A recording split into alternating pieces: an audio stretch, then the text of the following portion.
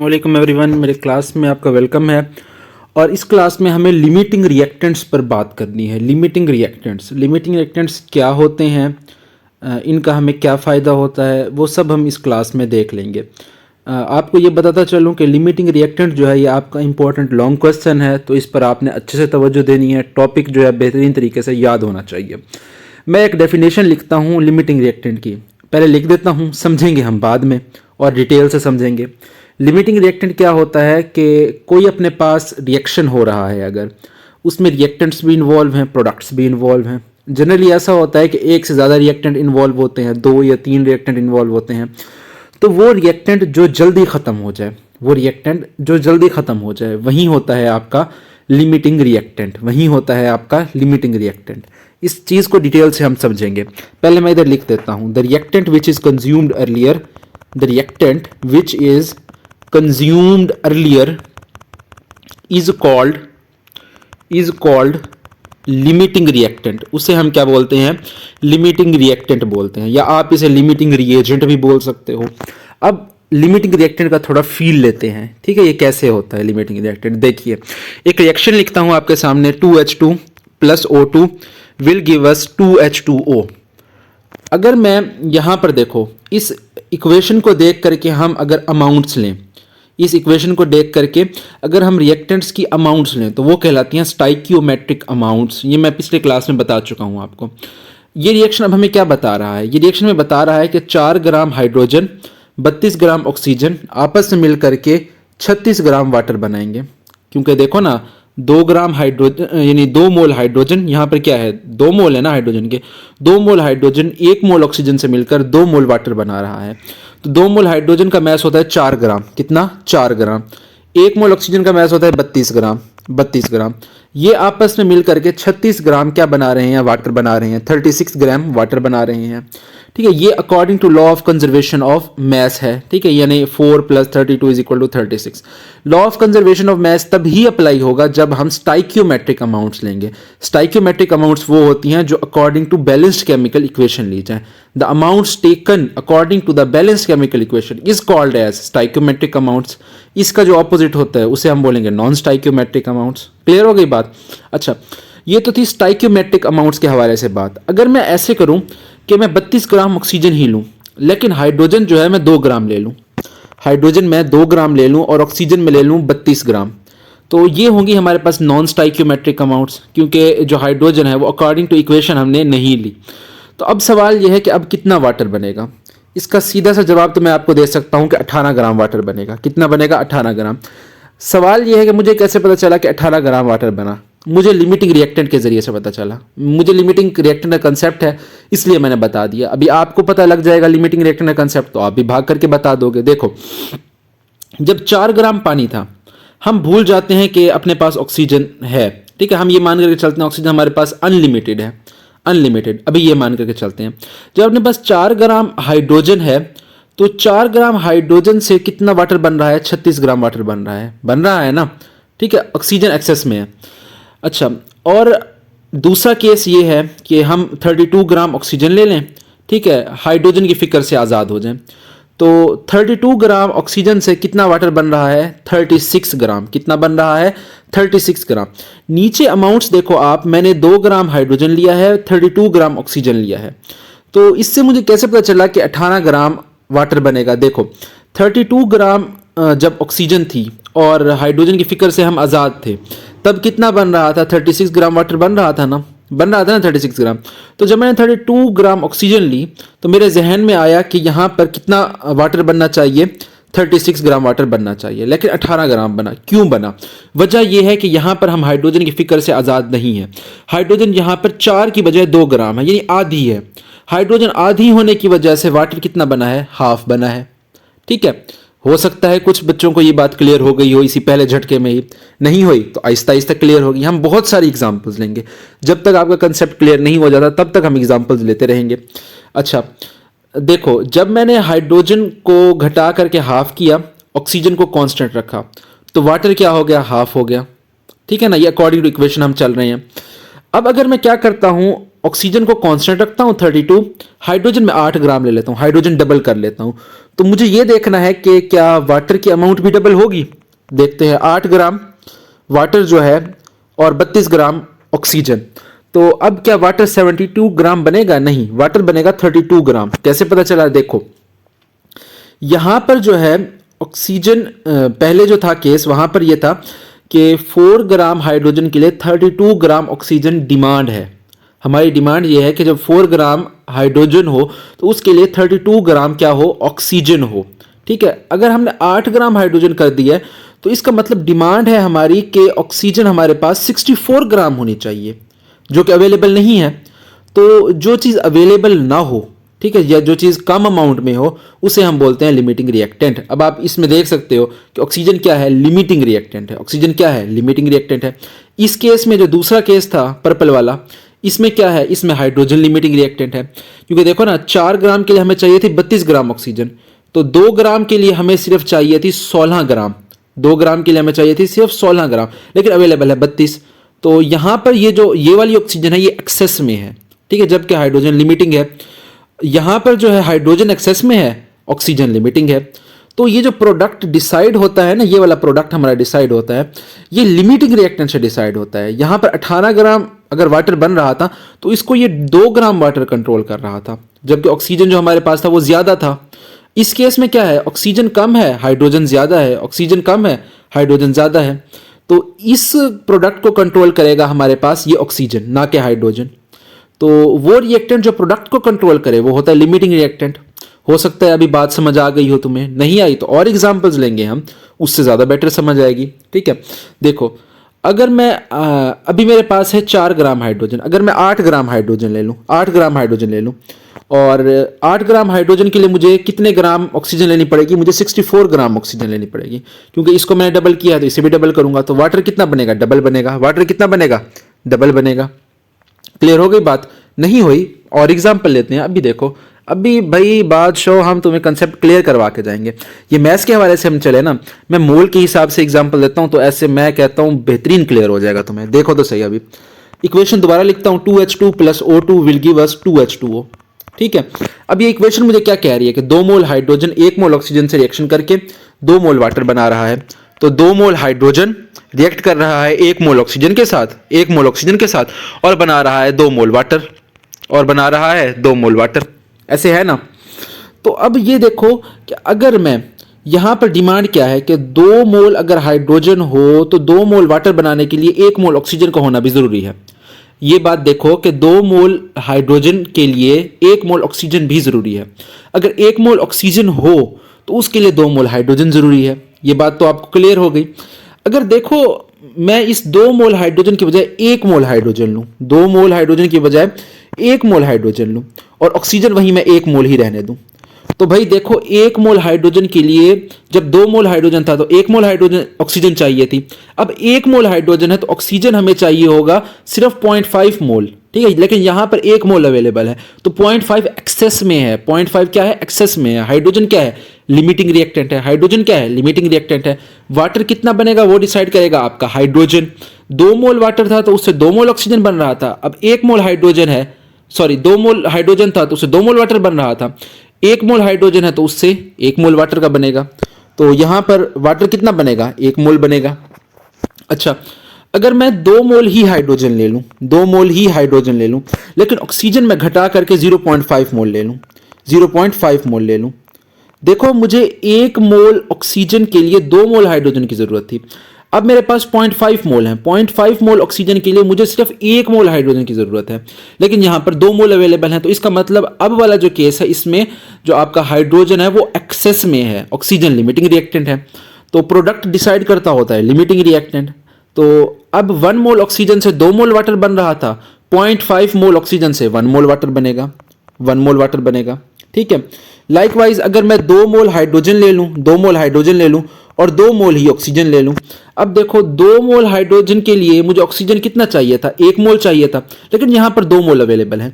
तो यहां पर 1 मोल एक्सेस में है ऑक्सीजन। लिमिटिंग रिएक्टेंट कौन है? हाइड्रोजन है।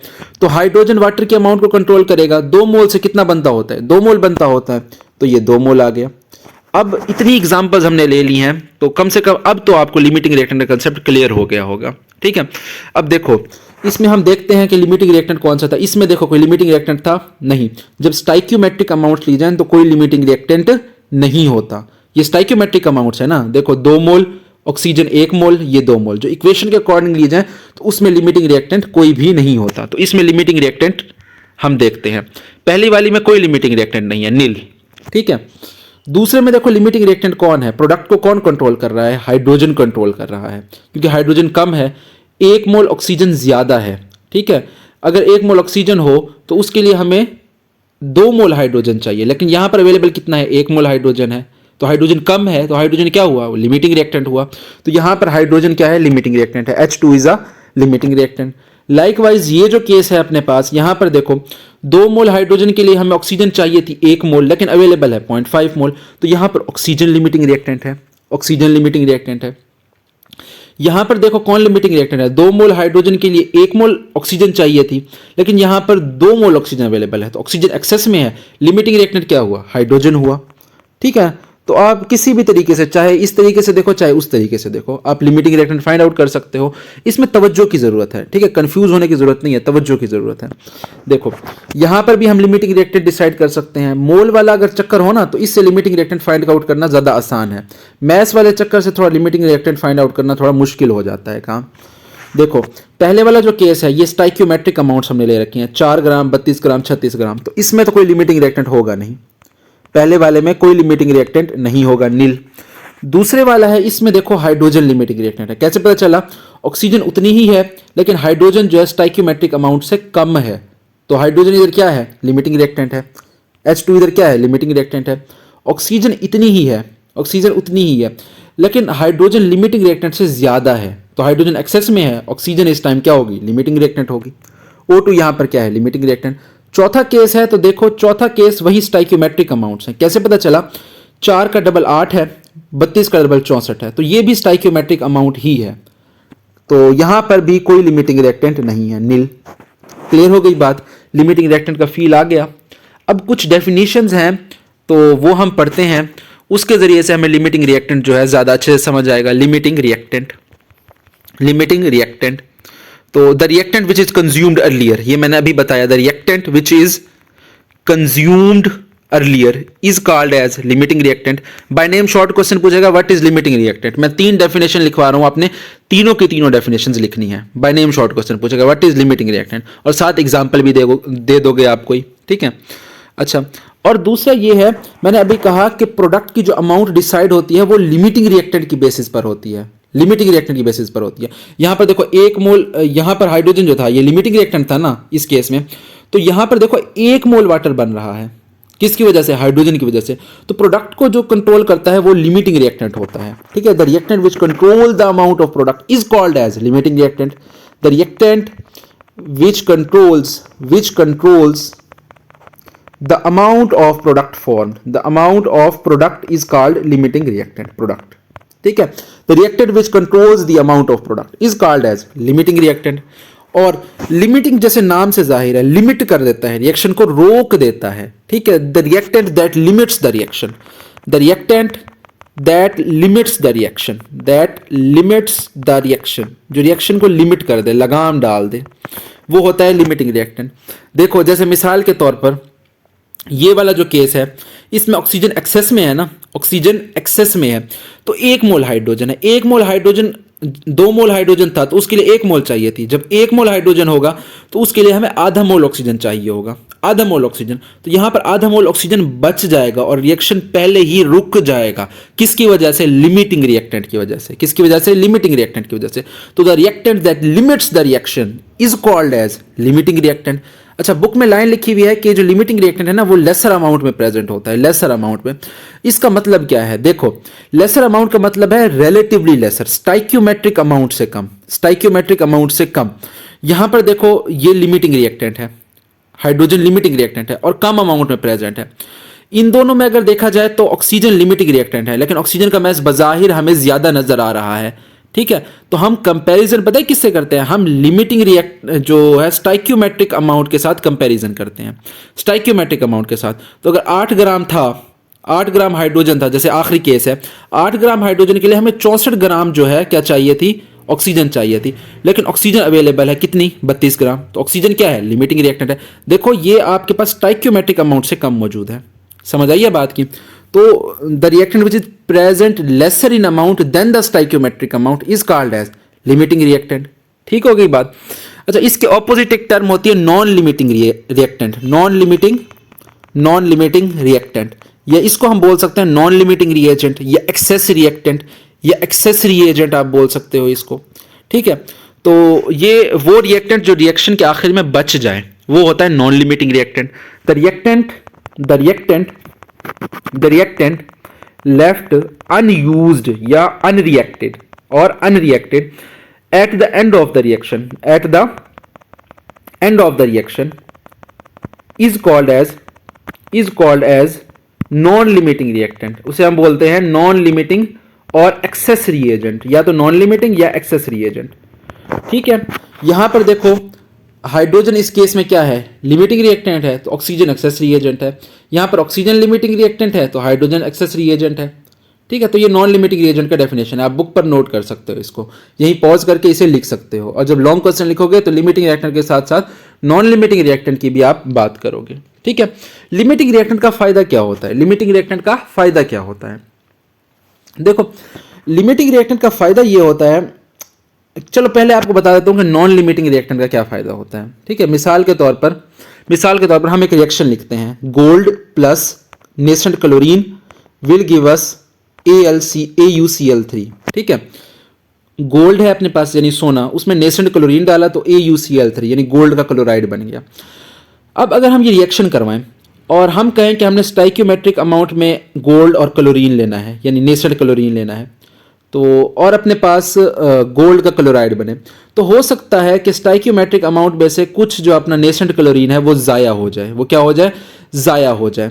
ठीक, तो अगर ये ज़ाया होगा तो जाहिर सी बात है गोल्ड भी ज़ाया हो जाएगा, और गोल्ड एक एक्सपेंसिव अपने पास रिएक्टेंट होता है, तो गोल्ड अपने पास एक्सपेंसिव रिएक्टेंट होता है। ठीक है, हम नहीं चाहेंगे कि गोल्ड क्या हो अपने पास ज़ाया हो जाए, तो इसीलिए हम क्या करते हैं कि ये नेसेंट क्लोरीन है ना, ये बहुत ज़्यादा एक्सेस में ले लेते हैं। ये बेसिकली नेसेंट क्लोरीन का सोर्स होता है एक रिएजेंट जिसे हम बोलते हैं एक्वारिया, HCl और HNO3 का मिक्सचर होता है वो, तो वो कभी पढ़ाएंगे, इनऑर्गेनिक केमिस्ट्री है सेकंड ईयर में, तो वहाँ पर पढ़ाएंगे तुम्हें। तो हम क्या करते हैं, एक्वारिया को एक्सेस में ले लेते हैं। ठीक है, ताकि हमारा गोल्ड ज़ाया ना हो। ठीक है, तो एक्सेस रिएजेंट का ये फ़ायदा होता है कि दो रिएक्टेंट में से अमूमन एक को हम एक्सेस में ले लेते हैं ताकि जो अपना एक्सपेंसिव वाला है वो ज़ाया ना हो और पूरा पूरा इस्तेमाल हो जाए, क्योंकि सोना ज़ाया होगा तो जाहिर सी बात है हम पाकिस्तानी हैं, हमें हार्ट अटैक आ जाएगा।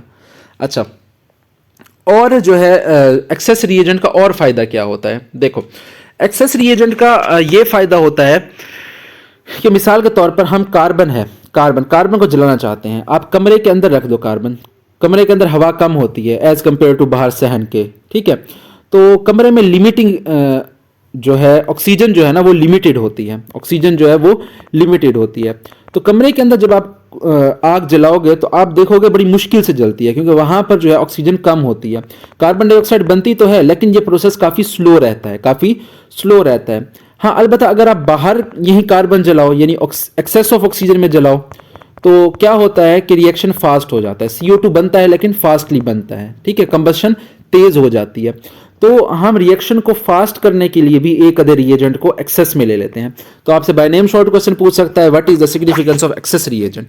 तो आप कह सकते हो कि one of the reactant is deliberately taken in excess to ensure that our expensive reactant is completely consumed, and sometimes this strategy is employed to make the reaction occur faster। ठीक है, तो ये आप बता सकते हो और एग्जांपल दे सकते हो कि कंबस्शन जो है ओपन जगह पर जो है इसलिए प्रेफर की जाती है क्योंकि वहाँ पर ऑक्सीजन ज़्यादा होती है। ठीक है, अच्छा और मुझे आपको कुछ बातें बतानी है। एक एग्जांपल है जो बुक में डिस्कस की हुई है, एनालोगस एग्जांपल। उसने कहा है आपके पास 30 कबाब हैं और आपके पास 5 ब्रेड्स हैं जिनके 58 स्लाइसेस हैं, 58 स्लाइसेस अवेलेबल हैं यानी 58 पीसेस अवेलेबल हैं। तो बताइए कि आप इनसे कितने सैंडविचेस बना सकते हैं, आप इनसे कितने सैंडविचेस बना सकते हैं। सैंडविच हम कैसे बनाते हैं भला, एक जो है हमने स्लाइस लिया ऐसे, उसके अंदर कबाब रखा और फिर उसके ऊपर दूसरा स्लाइस हमने रख दिया, ऐसे ही बनता है ना सैंडविच, जाहिर सी बात है। वो बाकी वो सलाद वगैरह के चक्कर में हम नहीं कर रहे हैं, ठीक है, कोई कुकिंग शो नहीं हो रहा है, एक केमिस्ट्री की क्लास हो रही है। तो ठीक है, इसी तरीके से हम कबाब बनाते होते हैं, एक स्लाइस लिया उसमें कबाब रखा और उसके ऊपर दूसरा स्लाइस रख दिया। तो आप देख सकते हो कि एक सैंडविच में अपने पास एक कबाब यूज हुआ है, एक सैंडविच में एक कबाब यूज हुआ है। तो अपने पास 30 कबाब्स हैं, तो 30 कबाब्स से हम कितने सैंडविच बना सकते हैं, 30 सैंडविचेस बना सकते हैं, 30 सैंडविच बना सकते हैं, ठीक है। और स्लाइसेस देखो, एक सैंडविच में कितने यूज हो गए, 2 यूज हो गए, तो 58 स्लाइसेस हैं, एक सैंडविच में 2 स्लाइसेस यूज हो रहे हैं, तो 58 स्लाइसेस से हम 29 सैंडविचेस बना सकते हैं। 58 स्लाइसेस से हम 29 सैंडविचेस बना सकते हैं, क्योंकि एक सैंडविच में 2 स्लाइसेस हमारे कंज्यूम होंगे। तो 58 स्लाइसेस जो है अपने पास, इनसे हम सिर्फ 29 सैंडविचेस बना सकते हैं, ठीक है। तो सवाल ये है कि सैंडविचेस फाइनल बनेंगे कितने, तो आंसर है ये कम वाले बनेंगे, 29 सैंडविचेस बनेंगे। एक कबाब जो है अपने पास वाफिर बच जाएगा, कबाब जो होगा एक्सेसरी एजेंट होगा क्योंकि 30 हैं, ठीक है, और जो स्लाइसेस होंगे वो लिमिटिंग रिएजेंट होगा क्योंकि स्लाइसेस कम हैं, एक कबाब अभी बचा हुआ है। तो ये एक एनालॉगस एग्जांपल है, इससे अब तो मुझे उम्मीद है कि आपको लिमिटिंग रिएक्टेंट का कंसेप्ट क्लियर हो गया होगा। कुछ स्टेप्स है, अगर हमारे पास न्यूमेरिकल आ जाए तो इन स्टेप्स को फॉलो करते हुए हम लिमिटिंग रिएक्टेंट को फाइंड आउट कर सकते हैं, ठीक है। ये पहले स्टेप्स आपको लिखवाऊंगा, फिर इसकी हम एग्जांपल करेंगे और फिर छुट्टी। तो ये जो स्टेप्स हैं, 3 स्टेप्स हैं, ये आपका इंपॉर्टेंट शॉर्ट क्वेश्चन है, बोर्ड का बारहा आता होता है, इसको आप याद करेंगे, इन स्टेप्स को आप याद करेंगे और इसी तरतीब से लिखेंगे, ये स्टेप्स ऊपर नीचे नहीं होने चाहिए। तो identification of limiting reactant, identification of limiting reactant, limiting reactant कैसे आइडेंटिफाई करते हैं। पहला स्टेप है, जो हमें अमाउंट दी जाती है ना, मैस, जनरली हमें जो डाटा दिया जाता है वो मैस की सूरत में यानी ग्राम्स की सूरत में दिया जाता है। तो हमें क्या करना है, उन रिएक्टेंट्स के जो है मोल्स बना लेने हैं, mess divided by molar mess करके मोल्स बना लेने हैं। तो सबसे पहला स्टेप है कि आप मोल्स फाइंड आउट करो, सबसे पहला स्टेप है कि आप मोल्स फाइंड आउट करो, ठीक है।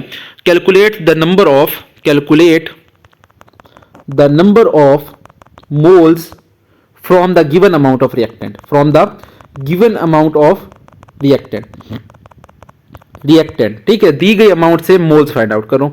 दूसरा ये है कि आप उन मोल्स का इस्तेमाल करते हुए, उन मोल्स का इस्तेमाल करते हुए प्रोडक्ट के मोल्स फाइंड आउट करो, मोल्स का इस्तेमाल करते हुए प्रोडक्ट का मोल्स फाइंड आउट करो स्टाइकियोमेट्री के जरिए, यानी मोल मोल रिलेशनशिप बना लो, यानी अगर आपको रिएक्टेंट के मोल दिए गए हो तो उससे आप प्रोडक्ट के मोल्स निकाल लो, ठीक है। तो दूसरा स्टेप है अपने पास, find out the number of moles of products, moles of product with the help of balanced chemical equation, with the help of balanced chemical equation, या with the help of stoichiometry भी आप लिख सकते हो, chemical equation, ठीक है। ये 3 steps आपने अच्छे से याद करने, इंपॉर्टेंट शॉर्ट है, 12 पेपर में पूछा जाता है। तीसरा जो है वो है कि आइडेंटिफाई करो कि कौन सा रिएक्टेंट लेस अमाउंट में प्रोडक्ट प्रोड्यूस कर रहा है, कौन सा रिएक्टेंट लेस अमाउंट में प्रोडक्ट प्रोड्यूस कर रहा है, तो वहीं आपका लिमिटिंग रिएक्टेंट होगा। जैसे हमने यहाँ पर आइडेंटिफाई किया कि जो स्लाइसेस हैं वो कम सैंडविचेस प्रोड्यूस कर रहे हैं, तो स्लाइसेस लिमिटिंग रिएक्टेंट हैं, ठीक है। तो identify the reactant which produces least amount of product as limiting reactant, वो आपका क्या होगा, लिमिटिंग रिएक्टेंट होगा। क्लियर। अब इन स्टेप्स को जो है हम फॉलो करते हुए एक एग्जांपल सॉल्व करने की कोशिश करते हैं। कोशिश क्या हमने सॉल्व करनी है, ये एग्जांपल है अपने सामने, ठीक है। ये एग्जांपल मैंने पहले से इधर लिख रखी थी टाइम बचाने के लिए। देखो एग्जांपल पढ़ो, कहो NH3 is prepared by heating together 2 solids, ammonium chloride and calcium hydroxide.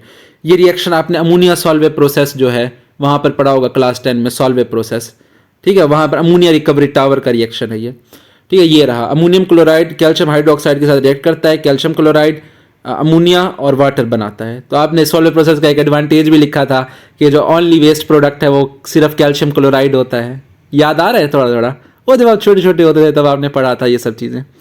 क्या दिन थे वो, आप बस गोल्डन पीरियड ऑफ लाइफ था, यूँ समझो अब आपने गोल्डन पीरियड ऑफ लाइफ गुजार लिया। ठीक, खैर चलो हम पुरानी यादें लेकर के बैठ गए हैं। तो वो कह रहा है कि NH3 को हम प्रिपेयर करते हैं 2 सॉलिड्स को हीट करके, अमोनियम क्लोराइड और कैल्शियम हाइड्रोक्साइड। अगर 100 ग्राम अमोनियम क्लोराइड लें और 100 ग्राम कैल्शियम हाइड्रोक्साइड लें, तो बताओ कितना अमोनिया प्रोड्यूस होगा और कितना जो रिएजेंट है वो एक्सेस में बच जाएगा। ठीक है, तो सबसे पहला स्टेप अपने पास क्या है, calculate the number of moles from the given amount of reactant.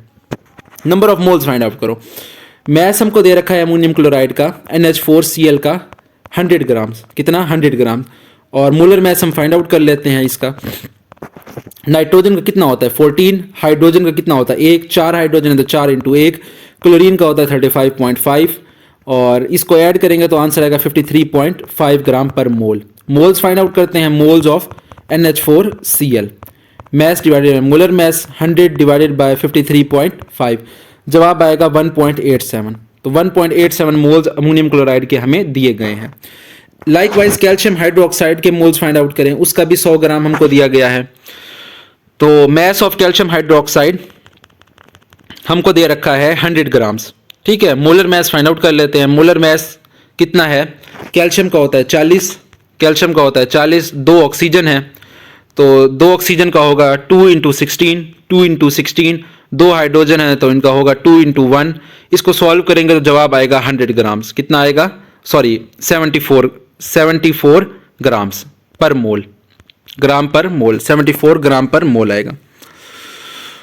अच्छा, तो ये अपने पास मोलर मैस आ गया कैल्शियम हाइड्रोक्साइड का। अब हम क्या कर सकते हैं, इससे number of moles find out कर सकते हैं। मोल्स फाइंड आउट करने का क्या फार्मूला है, mass divided by molar mass. Mass कितना है 100 है, मोलर मैस है 74, तो इसको जब सॉल्व करेंगे तो जवाब आएगा 1.35 मोल्स। ठीक है, अब हम मोल्स फाइंड आउट कर लिए। दूसरा स्टेप क्या है, find the number of moles of product with the help of balanced chemical equation. Stoichiometry लगाओ, मोल मोल रिलेशन लगाओ। मैंने कहा था कि मोल मोल रिलेशन सबसे इंपॉर्टेंट होता है, तो वो लगाओ और प्रोडक्ट के number of moles find out करो। देखो लगाते हैं, आइए NH4Cl और NH3 को कंपेयर करते हैं। इक्वेशन देखो, इक्वेशन 2 मोल अमोनियम क्लोराइड से 2 मोल अमोनिया प्रोड्यूस हो रहा है, 2 मोल अमोनियम क्लोराइड से 2 मोल अमोनिया प्रोड्यूस हो रहा है। तो अगर इसका 2 होगा तो इसका भी 2 होगा। अगर अमोनियम क्लोराइड 1 होगा तो NH3 भी 1 प्रोड्यूस होगा। अगर अमोनियम क्लोराइड 1.87 होगा तो अमोनिया 1.87 ही प्रोड्यूस होगा। तो अमोनियम क्लोराइड अगर कंप्लीटली कंज्यूम हो जाए तो इतना अमोनिया प्रोड्यूस होगा।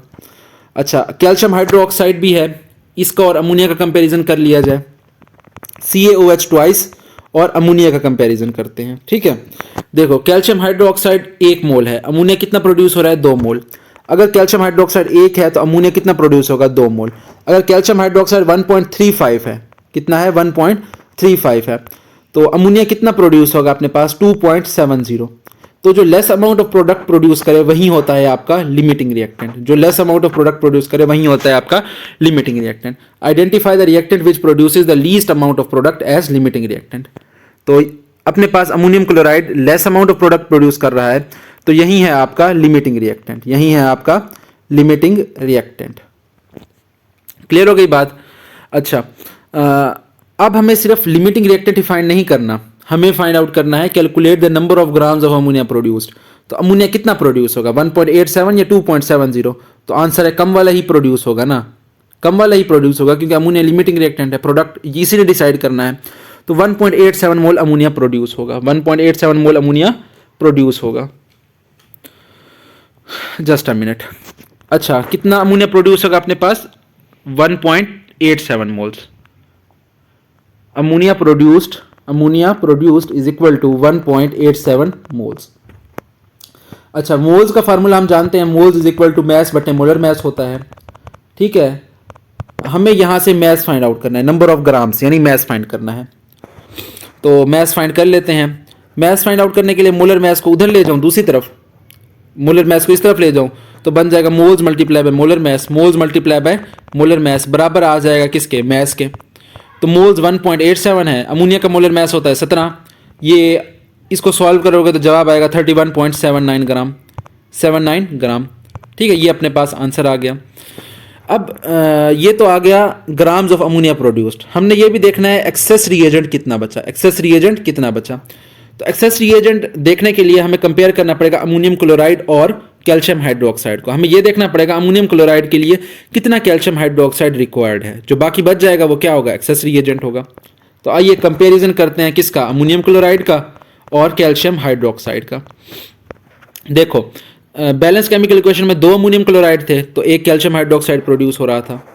ओ सॉरी, 2 अमोनियम क्लोराइड थे तो इसके लिए एक कैल्शियम हाइड्रोक्साइड चाहिए था, 2 अमोनियम क्लोराइड के लिए एक कैल्शियम हाइड्रोक्साइड चाहिए था, यानी 2:1 रेशियो थी। अगर अमोनियम क्लोराइड एक होता तो कैल्शियम हाइड्रोक्साइड आधा चाहिए होता हमें। ठीक है, अमोनियम क्लोराइड के मोल्स कितने हैं? 1.87 है, 1.87 है ना, तो 1.87 अमोनियम क्लोराइड के लिए हमें कैल्शियम हाइड्रोक्साइड कितना चाहिए होगा? 1.87/2। ठीक है, इसको सॉल्व करेंगे तो आ जाएगा अपने पास 1.87 के लिए हमें चाहिए 0.935 मोल्स, 0.935 मोल्स। अब ये मोल्स हैं, मोल्स को मैस में कन्वर्ट कर लेते हैं। ठीक है, मोल्स को मैस में कन्वर्ट कर लेते हैं। क्या फार्मूला है? Mass is equal to moles multiply by molar mass, mass multiply by molar mass. तो मैस अपने पास आ जाएगा, मैस इज इक्वल टू 0.935 और कैल्शियम हाइड्रोक्साइड का मोलर मैस कितना होता है? 74 होता है। ये निकाला है 74, कितना होता है? 74। सॉल्व करेंगे जवाब आएगा 69.19 ग्राम, 69.19 ग्राम। तो हमको कैल्शियम हाइड्रोक्साइड दिया कितना गया था? 100 ग्राम। कंज्यूम कितना हुआ? इतना। तो जो बच जाएगा वो 100 माइनस 69.19 होगा। तो कितना बचेगा?